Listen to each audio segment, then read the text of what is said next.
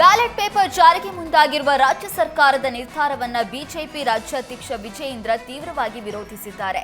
Ballot paper ತರ್ತಾ ಇರೋದು ಮೂರ್ಖತನದ ಪರಮಾವಧಿ. ಕಳೆದ 3 ಲೋಕಸಭಾ ಚುನಾವಣೆಗಳಲ್ಲಿ ಕಾಂಗ್ರೆಸ್ ಸೋತಿದೆ. ಜನ ಅವರನ್ನ ತಿರಸ್ಕರಿಸಿದ್ದಾರೆ. ಇದನ್ನ ಮುಚ್ಕೊಳ್ಳೋದಕ್ಕೆ ಇವಿಎಂ ಸರಿಯಿಲ್ಲ ಅಂತಿದ್ದಾರೆ. ನಾವು ಬ್ಯಾಲೆಟ್ ಪೇಪರ್ಗೆ ಹೆದರ್ತಾ ಇಲ್ಲ, ಆದ್ರೆ ಅದರ ಅವಶ್ಯಕತೆ ಇಲ್ಲ.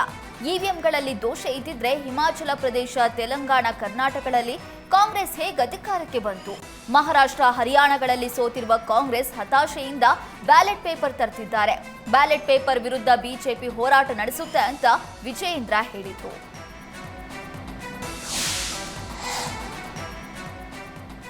ಕರ್ನಾಟಕದಲ್ಲಿ ಇವಿಎಂ ಕೈಬಿಟ್ಟು ಬ್ಯಾಲೆಟ್ ಪೇಪರ್ ಬಳಕೆ ಮಾಡ್ತಾ ಇರೋದನ್ನ ಎಐಸಿಸಿ ಅಧ್ಯಕ್ಷ ಮಲ್ಲಿಕಾರ್ಜುನ ಖರ್ಗೆ ಸ್ವಾಗತಿಸಿದ್ದಾರೆ. ಕರ್ನಾಟಕ ಸರ್ಕಾರದ ನಿರ್ಧಾರವನ್ನ ಮುಕ್ತ ಕಂಠದಿಂದ ಶ್ಲಾಘಿಸಿದ ಖರ್ಗೆ, ಕಳೆದ ಚುನಾವಣೆಯಲ್ಲಿ ಇವಿಎಂ ಮೂಲಕ ಮಹಾಮೋಸ ಆಗಿದೆ. ನಾನು ಕೂಡ ಚುನಾವಣೆಯಲ್ಲಿ ಸೋತಾಗ ಮತಗಳ್ಳತನ ಆಗಿತ್ತು. ನನ್ನ ಅಭಿವೃದ್ಧಿ ಕಾರ್ಯಗಳಿಗೆ ಜನಮನ್ನಣೆ ಸಿಕ್ಕು ಗೆಲ್ತೇನೆ ಎನ್ನುವ ವಿಶ್ವಾಸ ಇತ್ತು.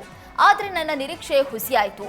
ಕಲಬುರಗಿ ಲೋಕಸಭಾದ 5-6 ಕ್ಷೇತ್ರಗಳಲ್ಲಿ ನನಗೆ ಬಹಳ ಕಡಿಮೆ ಮತ ಬಂದಿದೆ.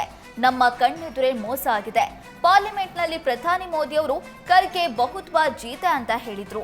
ಪಾರ್ಲಿಮೆಂಟ್ನಲ್ಲೇ ಮೋದಿ ಈ ರೀತಿ ಹೇಳಿದ ಮೇಲೆ ನನಗೆ ಬಲವಾದ ಅನುಮಾನ ಬಂದಿದೆ.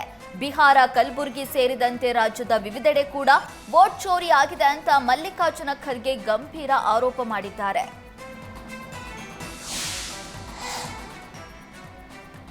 ಬಾನು ಮುಷ್ತಾಕ್ ದಸರಾ ಉದ್ಘಾಟನೆಗೆ ತಡೆ ಕೋರಿ ಹೈಕೋರ್ಟ್ಗೆ ಮಾಜಿ ಸಂಸದ ಪ್ರತಾಪ್ ಸಿಂಹ ಅರ್ಜಿ ಸಲ್ಲಿಸಿದ್ದಾರೆ. ಈ ಬಗ್ಗೆ ಡಿಸಿಎಂ ಡಿಕೆ ಶಿವಕುಮಾರ್ ಪ್ರತಿಕ್ರಿಯೆ ನೀಡಿದ್ದು, ಬಿಜೆಪಿಯವರು ಪ್ರತಾಪ್ ಸಿಂಹನನ್ನ ಕಿತ್ತು ಬಿಸಾಕಿದ್ದಾರೆ. ಅದಕ್ಕಾಗಿ ನಾನು ಬದುಕಿದ್ದೀನಿ ಅಂತ ತೋರಿಸ್ಕೊಳ್ಳೋದಕ್ಕೆ ಈ ರೀತಿಯ ಪ್ರಯತ್ನ ಪಡ್ತಿದ್ದಾನೆ. ಬಿಜೆಪಿ ನಾಯಕರಿಗೆ ಮಾಡೋಕೆ ಏನೂ ಕೆಲಸ ಇಲ್ಲ. ಅವರದ್ದು ಬರೀ ರಾಜಕೀಯ ಅಷ್ಟೇ.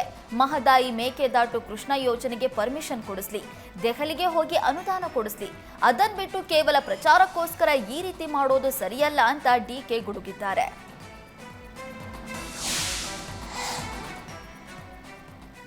ಕೇಂದ್ರ ಸರ್ಕಾರ ಜಿಎಸ್ಟಿ ಪರಿಷ್ಕರಣೆ ಮಾಡಿರುವ ಬಗ್ಗೆ ಶಾಸಕ ಲಕ್ಷ್ಮಣ್ ಸವದಿ ಪ್ರತಿಕ್ರಿಯೆ ನೀಡಿದ್ದಾರೆ. ಜಿಎಸ್ಟಿ ಕಡಿಮೆ ಮಾಡಿರುವುದು ದೊಡ್ಡ ಸಾಧನೆಯಲ್ಲ. ಜಿಎಸ್ಟಿ ವಿಚಾರದಲ್ಲಿ ಬಿಜೆಪಿ ತಾನು ಮಾಡಿದ ತಪ್ಪನ್ನ ಸರಿಪಡಿಸಿದೆ ಅಷ್ಟೇ. ಮೊದಲು ಜಿಎಸ್ಟಿ ಮಾಡಿರೋದೇ ಅವೈಜ್ಞಾನಿಕ. ಅತಿ ಹೆಚ್ಚು ಮಾಡಿ ಈಗ ಕಡಿಮೆ ಮಾಡಿದ್ದಾರೆ. ಅದ್ ಹೇಗೆ ಅಂದ್ರೆ, ನಮ್ಮ ಭಾಗದಲ್ಲಿ ಎಮ್ಮೆ ಮಾರಾಟ ಮಾಡ್ತಾರೆ. ಮಾರಾಟ ಸಂದರ್ಭದಲ್ಲಿ ಅತಿ ಹೆಚ್ಚು ದರ ಹೇಳ್ತಾರೆ, ನಂತರ ಕಡಿಮೆ ದರಕ್ಕೆ ಮಾರಾಟ ಮಾಡ್ತಾರೆ. ಬಳಿಕ ಪಕ್ಕದಲ್ಲಿ ಇದ್ದವನು ಎಮ್ಮೆ ಕಡಿಮೆ ಬೆಲೆಗೆ ಸಿಕ್ಕಿದೆ ಅಂತಾನೆ. ಅದೇ ರೀತಿ ಬಿಜೆಪಿಗರು ತಮ್ಮ ಬೆನ್ನನ್ನೇ ತಾವೇ ತಡ್ಕೊಳ್ತಿದ್ದಾರೆ ಅಂತ ಲಕ್ಷ್ಮಣ್ ಸವದಿ ಕೇಂದ್ರದ ವಿರುದ್ಧ ವಾಗ್ದಾಳಿ ನಡೆಸಿದ್ರು.